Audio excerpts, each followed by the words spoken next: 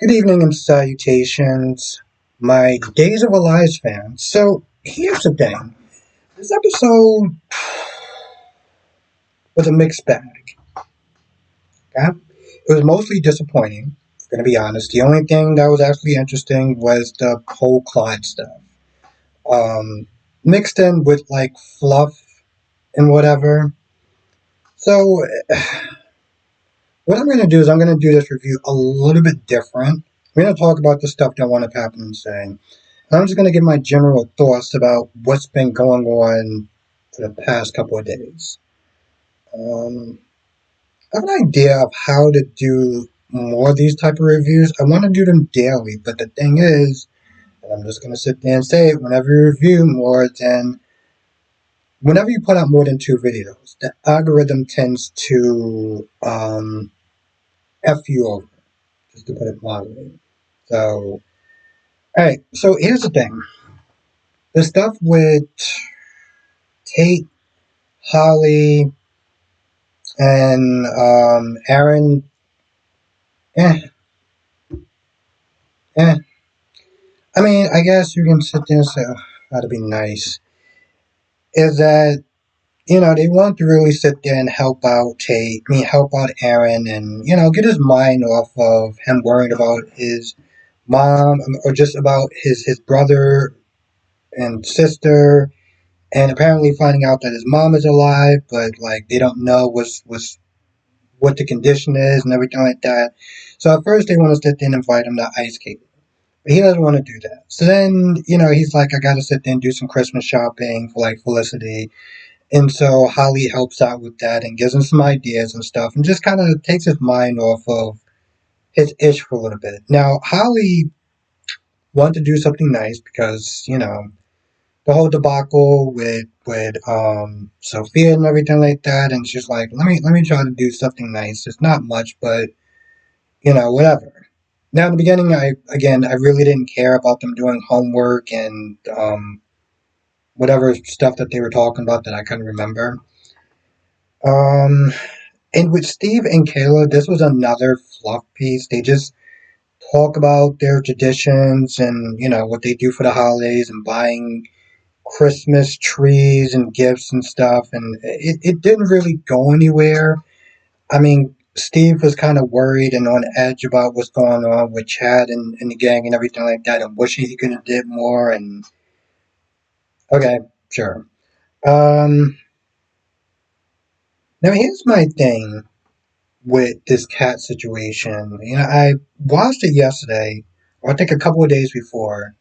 I watched it on YouTube because honestly, to tell you the truth, the the Peacock app starts to bug out after a while sometimes. And I was reading the comments, right? And there's a point where there was an episode where Kat woke up from really bad dreaming. Chad was there, he comforted her, hugged her, and everything like that. And people in the bottom in the comment section was like, "Oh my God, I can't believe you're being nice to her. Did everything that she wound up doing." And I'm like, I don't think that people are really kind of giving Kat a certain level of grace. What she did was right? No. It absolutely was trash. It was basura. But people are acting like she did that just to be malicious. Like everyone, like JJ and Chad, and all being very selfish. Like, oh, how could you do this to our family? I guess y'all don't really give a damn about anybody else's family except for your own, because y'all sitting there acting like she did it. She willingly did it. Even Jennifer kind of pissed me off a little bit. Like I'm giving her a certain level of grace because she did lose her daughter, and that's just a tragic thing. But her being that upset, acting like she did this on purpose, is just idiotic. And people are sitting there saying, well, why is Chad being so nice to her? I guess people forgot that there was a point where Mark was going to come in and use his pew pew to unalive Chad, and Kat jumped in the way. She didn't have to do that. She didn't have to put herself between her brother and Chad. And she did that, right?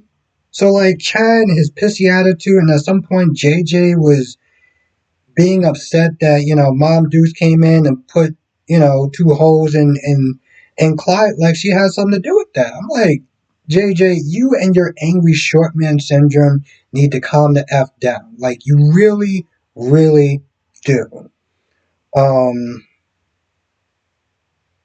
Now, long story short, after that winds up happening, and they take Kat's mother to get checked out. You know, she's probably going to jail. We don't know what Clyde did to her, right?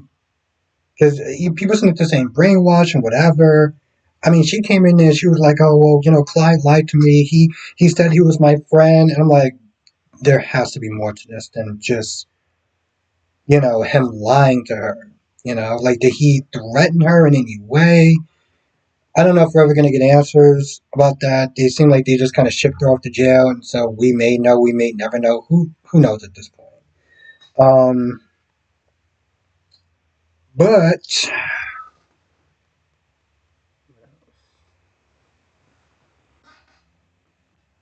yeah, so Kat tells Gabby and Chad about everything, and eventually everybody gets to the hospital. Kat is gone, by the way, but Gabby and JJ had no luck looking into his computer, the Clyde's computer, and they find out that Clyde is in a coma. So he's not off, he's just in a coma. So they probably are not going to get any answers anytime soon from Clyde. They just put him on ice. Now, the sad thing is that, here's the thing. What villain do I want to come back? Orpheus. There's something about Orpheus when I first saw him that he was just like, I just liked him, right? And so, I mean, yeah, they can get Orpheus back, but it's kind of a lazy thing to bring in an old villain. And yeah, I get it. They may be hesitant about villains, about making up a new villain or coming with a new villain after the whole, um, whatever the hell that chick's name was that I can't remember. Connie, which was a complete and utter flop in every single way that counts. Um, yeah, this episode wasn't super great. If we're gonna be honest, you could just read somebody's synopsis, watch somebody's review, like mine's, or um, I don't know when Andre does his reviews, so you can Andre apps, you can sit there and wait for his, or you can just read it online. The point is, this is an episode you can generally skip. Um, Not really much of this episode, but just overall. Oh, and I also had to sit there and talk about Javi. Javi, Carrie, Leo. This is so stupid at this point. It really is dumb. I get that Javi's upset with Leo for calling him a liar and everything like that and stealing and whatever. I get that. But like Javi acts like he's on this high horse, like he's never done anything in his entire life, that he has nothing to be regretful of. And now he's sitting there throwing this whole relationship and this whole dating thing in Leo's face. It just seems so petty and so high schoolish. Like, y'all two are grown ass 30 something men that are sitting there acting like a bunch of petty teenagers in high school. And it's like, oh, let's bring back Harry because it's so stupid. It's so dumb. It's like, okay, cool.